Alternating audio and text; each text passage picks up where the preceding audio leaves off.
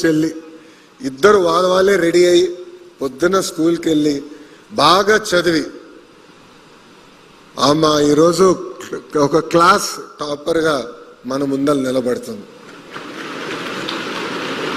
ఇట్లా మీ అందరి సక్సెస్లో తల్లిదండ్రుల కృషి చాలా ఉంది, వాళ్ళ కష్టం చాలా ఉంది.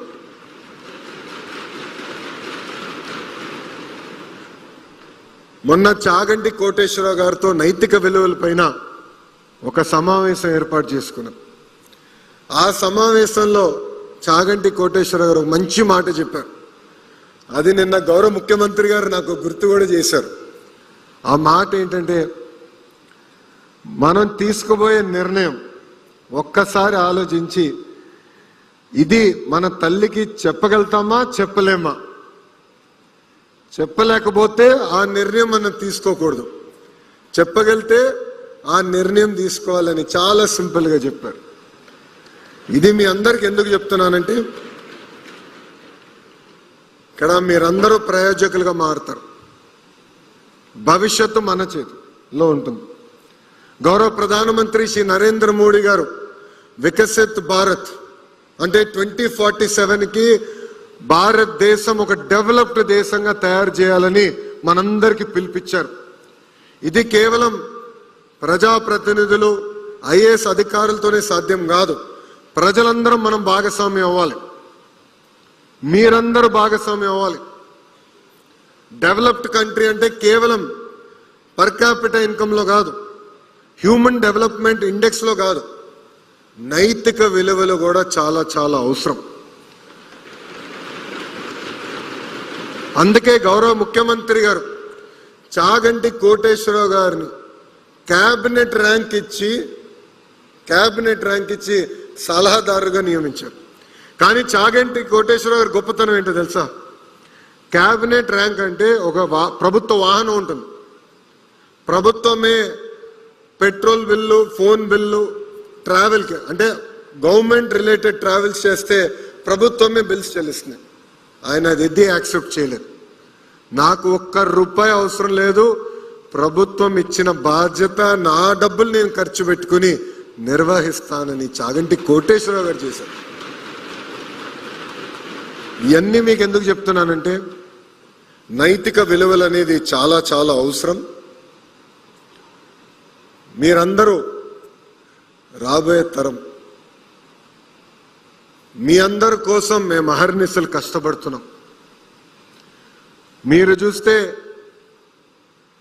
ప్రజాప్రభుత్వం వచ్చిన తర్వాత 1 class 1 టీచర్, ఇక్కడ చాలా మంది పిల్లలు తెలుసు, ప్రాథమిక పాఠశాలలో 1st class to 5th class కొన్ని స్కూల్స్లో ఒకే టీచర్ ఉంటారు. ఇప్పుడు కూడా ఉన్నారు, అన్ని సమస్యలు పరిష్కరించే ఉన్నాం. కానీ కనీసం 9600 పాఠశాలలో 1 class 1 టీచర్ మేము తీసుకొచ్చాం.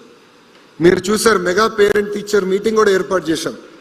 ఎందుకంటే మీరు ఉపాధ్యాయులు తల్లిదండ్రుల అనుసంధానం అవ్వాల్సిన అవసరం ఉంది.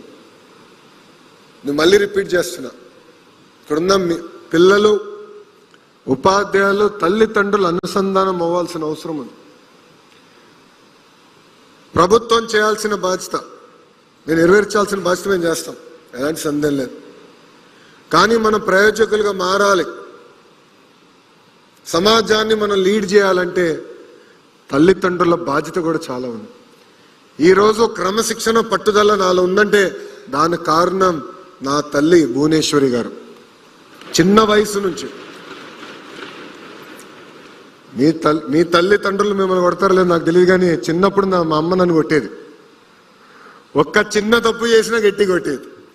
ఇప్పుడు కూడా ఒక పదం అటు ఇటు తూలినా ఇమ్మీడియట్గా నాకు మెసేజ్ పెడుతుంది, నువ్వు మాట్లాడి నాకు ఇష్టం లేదు, ఇట్లా నువ్వు మాట్లాడకూడదని ఇప్పుడు కూడా చెప్తాను.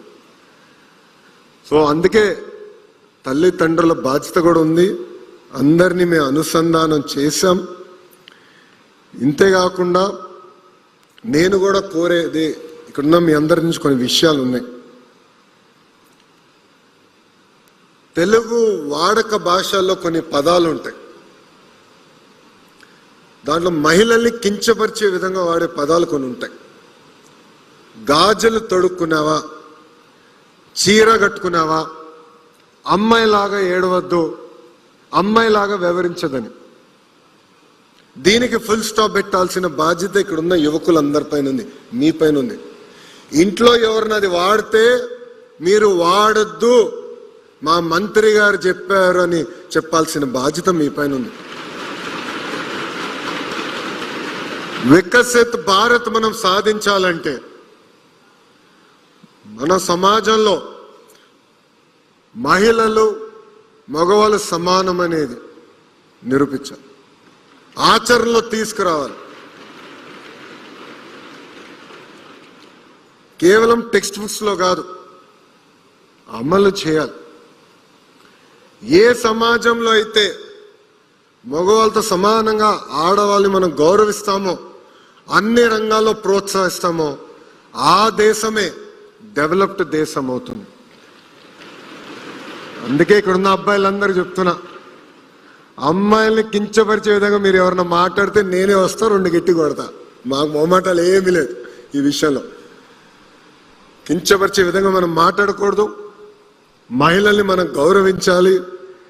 ఇది మనందరం ఒక బాధ్యతగా తీసుకోవాలని ఇక్కడ ఉన్న మిమ్మల్ని అందరినీ నేను కోరుతున్నాను. ఈరోజు అద్భుతంగా మీరందరూ చర్చించారు. సుమారుగా 45,000 ప్రభుత్వ పాఠశాలలో ఇది లైవ్గా మిగతా విద్యార్థులందరూ చూస్తాం జరిగింది. ఇక్కడ రాలేకపోయారు కొంతమంది విద్యార్థులు, ఎందుకంటే మీతో చాలామంది పోటీ పడ్డారు. వాళ్ళు కూడా ఫస్ట్ ర్యాంక్ వచ్చింది, మీకు తెలుసు వాళ్ళందరూ, కానీ వాళ్ళు రాలేకపోయారు. ఏం పర్వాలేదు, ప్రభుత్వం మెరుగైన అవకాశాలు మీకు కల్పిస్తుంది, ఒక అద్భుతమైన వేదిక మీకు ఏర్పాటు చేస్తుంది, అధైర్యపడాల్సిన అవసరం లేదని ఈ సభాముఖంగా వాళ్ళందరూ కూడా నేను తెలియజేసుకుంటున్నాను. ఇక్కడున్న పిల్లలందరినీ నేను ఒక విషయం కోరాలనుకుంటున్నాను. ఎప్పుడైతే మీరు మాట్లాడాలనుకుంటారో క్లారిటీతో మాట్లాడండి, భయం అవసరం లేదు. మీ మనసులో ఒక ప్రశ్న ఉంది, ఆ ప్రశ్నకి సమాధానం రావాలనుకుంటే 1 కాదు 10 కాదు 100 సార్లు అడగాల్సిన బాధ్యత మీ పైన ఉంది. చర్చిద్దాం, కానీ చర్చ అనేది ఫ్యాక్ట్స్తో చర్చ జరగాలి, ఫ్రస్ట్రేషన్తో కాదు. అంతేకాకుండా ఎవరైనా అభిప్రాయం మనకు నచ్చకపోతే ఒక రెస్పెక్ట్తో డిసగ్రీ చేయాలి తప్ప కించపరిచే విధంగా మనందరం మాట్లాడకూడదని ఇక్కడున్న మిమ్మల్ని అందరూ నేను కోరుకుంటూ, నేను ఇక్కడ మాట్లాడడానికి వచ్చే ముందులా మా వాళ్ళు నా కాపీ ఇచ్చారు. ఈ కాపీ నాకు చాలా సెంటిమెంటల్ కాపీ, ఎందుకంటే నేను యువగలం పాదయాత్ర ప్రారంభించినప్పుడు ఈ కాపీ పట్టుకుని నేను నడిచా. ఎందుకు నడిచానంటే వెరీ ఇంట్రెస్టింగ్. ఇక్కడ చాలా నీట్గా right to freedom, article 19, protection of certain rights regarding freedom of speech. All citizens shall have the right to freedom of speech and expression, to assemble peacefully without arms, to form associations or unions, to move freely throughout the territory of India, to realize and settle in any part of the territory of India, to practice any profession or to carry on any occupation, trade or business. ఎందుకంటే గతంలో నన్ను ఇబ్బంది పెడతారో నాకు తెలిసే ఈ రాజ్యాంగం పట్టుకుని నేను నడిచా. కొంతమంది పోలీస్ సోదరులు ఆపినప్పుడు నేను ఈ రాజ్యాంగం చదివితే ఇదేంటో నాకు తెలియదు, ఎస్పీ గారితో మాట్లాడమని వాళ్ళు చెప్పారు. నాకు ఇదేంటో తెలియదు, నాకు మీరు ఎస్పీ గారితో మాట్లాడుకోండి అని చెప్పారు. ఆ రోజే డిసైడ్ చేశా, నేను విద్యాశాఖ మంత్రి అవుతానో లేదో నాకు తెలియదు, కానీ పిల్లలకి చిన్న వయసులోనే రాజ్యాంగం మనకు కల్పిస్తున్న హక్కులు బాధ్యతల గురించి చెప్పాలని ఆ రోజే నిర్ణయించుకున్నాను. అందుకే ఇప్పుడు కూడా ఈ రాజ్యాంగం పట్టుకుని నేను తిరుగుతున్నానని సభాముఖం తెలుపుకుంటూ, మనందరం కలిసికట్టుగా వికసిత్ భారత్లో భాగస్వామ్యం అవ్వాలి. నా ప్రసంగం ముగించే ముందల మిమ్మల్ని అందరినీ ఒక ప్రశ్న అడగాలంటూ, ఇక్కడ ఎంతమంది డాక్టర్లు అవ్వాలనుకుంటున్నారు? చేతులు పైకెత్తండి. మా విద్యాశాఖ మార్చిలో డాక్టర్ అవ్వాలనుకుంటున్నారు, వెరీ గుడ్. థ్యాంక్ యూ అమ్మా. ఇక్కడ ఎంతమంది ఇంజనీర్లు అవ్వాలనుకుంటున్నారు? ఎంతమంది ఇక్కడ ఐఏఎస్ ఐపీఎస్ ఆఫీసర్లు అవ్వాలనుకుంటున్నారు? అబ్బో, మీరెక్కున్నారు. ఓకే, చేతుల కింద దించండి. ఎంతమంది రాజకీయ నాయకులు అవ్వాలనుకుంటున్నారు? 5గురేనా? 6గురేనా? ఎట్లా? మళ్ళీ వికసిత్ భారత్ ఎలా సాధిస్తా చెప్పండి. రాజకీయాల్లో మీరందరూ భాగస్వామ్యం అవ్వాలి. You have a role to play. రాజకీయాల్లో కొన్ని విషయాలు మనకు నచ్చకపోవచ్చు, మనం ఏకీభవించవచ్చు, కానీ సమాజంలో ఏ మార్పు అయితే మనం ఆశిస్తున్నామో రాజకీయాలకు వచ్చి పోరాడి శాసనసభలో అడుగుపెట్టి మార్పు తీసుకురావాల్సిన బాధ్యత మనందరి పైన ఉంది. ఇక్కడ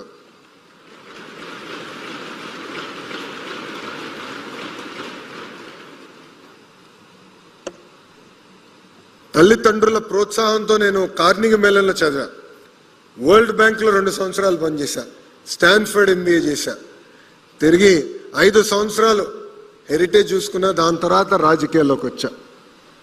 స్టాన్ఫర్డ్లో ఒక ఎస్సే ఉంది, ఇప్పుడు కూడా ఎస్సే ఉంది. ఆ ప్రశ్న ఉంటుంది, what matters to you most and why. So Stanford ఎంబీఏకి అప్లై చేయాలంటే మార్క్స్తో పాటు ఎస్సేస్ రాయాలి.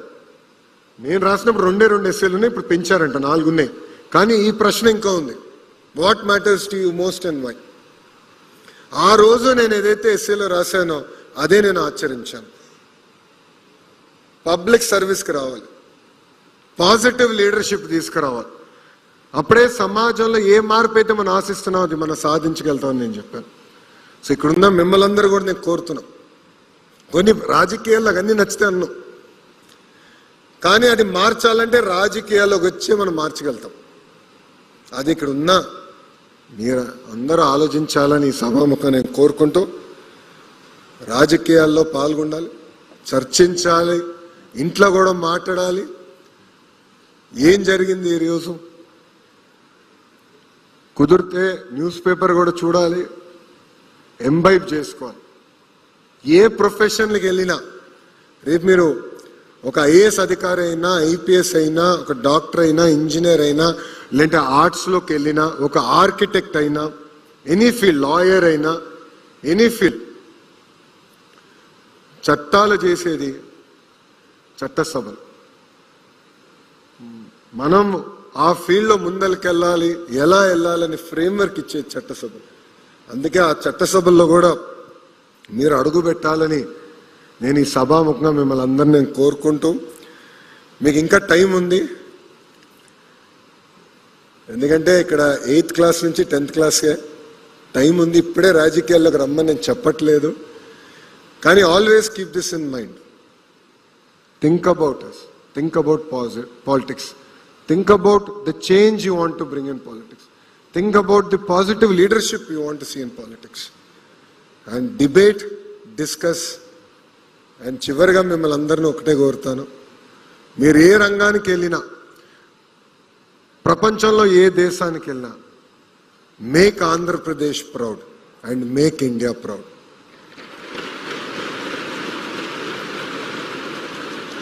నాకు ఇంత అద్భుతమైన అవకాశం ఇచ్చిన గౌరవ స్పీకర్ అయ్యన్న పాత్రుడు గారికి, గౌరవ ముఖ్యమంత్రి చంద్రబాబు నాయుడు గారికి నా హృదయపూర్వక ధన్యవాదాలు తెలుపుకుంటూ మీ అందరి దగ్గర నుంచి సెలవు తీసుకుంటున్నా.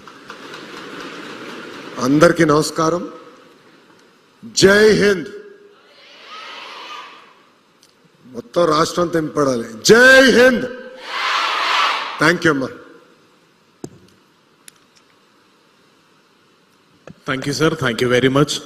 మీ వ్యక్తిగత అనుభవాల్ని పిల్లలందరితో పంచుకుంటూ వారిలో ఉన్న స్ఫూర్తిని పెంపొందించినటువంటి ఆంధ్రప్రదేశ్ రాష్ట్ర హెచ్ఆర్డీ శాఖ మంత్రివర్యులు శ్రీ నారా లోకేష్ గారికి హృదయపూర్వక ధన్యవాదాలు తెలియజేస్తున్నాను. నిన్న మీరు అందరూ చూశారు కదా, ఒక వ్యక్తి పైన ఎవరో స్పీకర్గా కూర్చుంటే సాధారణమైన వ్యక్తుల